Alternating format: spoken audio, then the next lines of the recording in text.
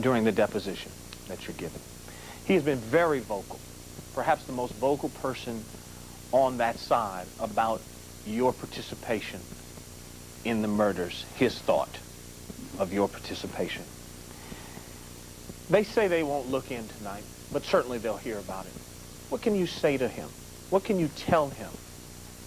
Well, I can't, you know. To convince him that you didn't do this. No, let me say this. Fred Goldman, like all the families in Oklahoma City, like any person this year, and this happening every day all over this country, I have compassion for Fred Goldman for losing a son. I lost a daughter, and now I lost what I feel, as I have stated before, next to my mom, my most favorite person on this earth, Nicole. That portion, I have some sympathy and empathy. I can feel that side of him. I have a side of me that's very angry at Fred Goldman and the Browns, because I know if the shoe was on the other foot and I felt the way they felt, I would save at least 5 or 10% and say, just in case I'm wrong, Gil Garcetti, what the hell are you doing closing this case?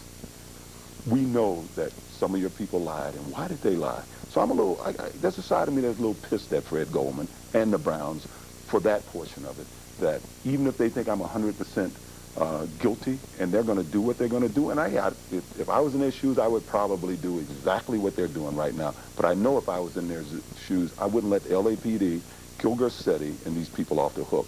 I'd say, hey, there still may be a killer out there. I know there is. And I feel in many ways that they're handicapping whatever efforts that are being made right now to find who may have done this that's out there. That is an emotional, it's obvious to hear you now, that's an emotional thorn in your side from that family, and I suspect that more importantly and more especially the Brown family. Yeah, I'd say that's true. The Brown family, Judy and Lou, I love them, and I think they're great grandparents. The rest of the family, I think what they've done and what I know for a fact that they've done has been very self-serving. I don't think they've been true to the memory of Nicole, who she was. I know in some cases that pictures that were sold to the rags, unflattering pictures by one of her sisters, and when that day comes, we will address that. It hurts me to know that my daughter Sydney may have to, you know, be exposed to that one day, and someone who's supposed to have loved them made money from that. That upsets me. You talk about the LAPD closing the case. That obviously says something about what they think, that they truly don't believe that there's another killer out there. Yeah, let me just make one point. When you say LAPD, and that's been an unfortunate thing that has happened in this case. When you say LAPD, it's not every person at LAPD. You got a small group of people at LAPD that I blame. I've had police officers since I've been out. One on a motorcycle drive up on me, gave me a thumbs up, did his thing, and mouthed to me, you got screwed. I had 2 police officers outside of my house tell me I got screwed. So it is not everybody with LAPD. I've heard this junk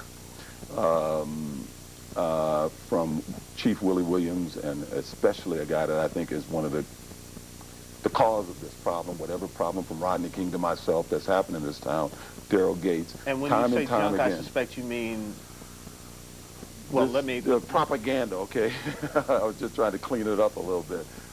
Go on TV time and time again and tell me about what police officers would and would not do. When I was sitting in jail, it was amazing to me, right after the Furman thing began to unfold, how many 17 and 20-year LAPD police officers that Willie Williams took their badges from them for forging evidence, lying, forging evidence in capital cases.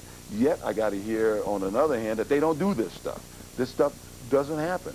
I'm hearing now that, I can't find the word, Furman. I guess they're looking into Mark Furman now, and As to whether he perjured himself. Yeah, whether he perjured himself, but more importantly, I can't think of the legal term, whether there was a germane, I guess is not the legal term, to the case. And I'm saying, the same people that I see on TV saying that a black jury let a black man go, and that is because of race, but they're saying it's not germane, this man's hatred for blacks. Let's get into race in just a moment. We're going to take another break, give you a chance to gather your thoughts, and we'll be back in just a moment.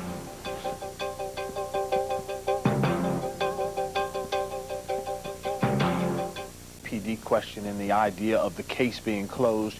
You, through your son on the day you were acquitted, suggested that you would not rest until the killer was found. A lot of people, in Address This Please, are suggesting that while I don't necessarily think they want you out there hunting for them, but maybe they do, you're spending too much time on a golf course. You're spending too much time making a video. You're spending too much, and you're not doing a thing to find them. Please tell me where you are in that. Well, first of all, to clear something up, I spent 460-something days, I believe, behind bars. When I came out, I spent 2 weeks literally sitting in a house and in a yard, just getting used to, feeling the sun on my face. My girlfriend at the time, Paula Barbieri, said I should come down to Panama City, which I did. She lived on a golf course, which is my passion, is golf. Play it every day that I can of my life the last 10 years anyway. I flew down there to see her, and fortunately a friend and some people I didn't know but who believe in America and the jury system, and they only cared about my golf swing. I went on a golf course, and for 2 days I played golf. Physically, I wasn't able to play the third day. I had to quit and watch them play golf. That's the only time I played golf. I enjoyed it. I was out. It was early in the morning. The various people who came by were all positive.